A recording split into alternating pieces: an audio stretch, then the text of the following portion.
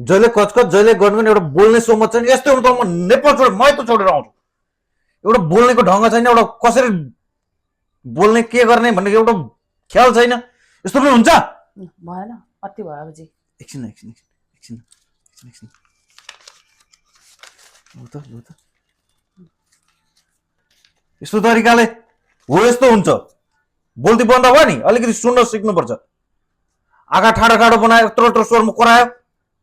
अलिकति सोच बुद्धि छैन, सोच बुझ लगाएर बोल्नुपर्छ। अलिकति लोजिक चाहिन्छ मान्छेको। प्याच प्याच भन के भने क्याच क्याच गर। भए अति भइसक्यो।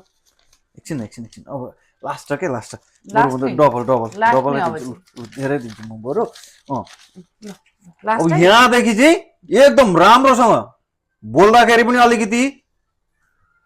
अलिकति नम्र भएर अलिकति सही तरिकाले बोल्ने गर्ने।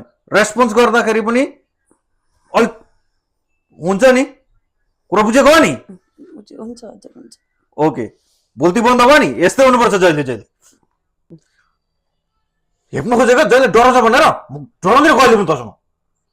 म यो घरको बाघ हो, बाघ थाहा छ?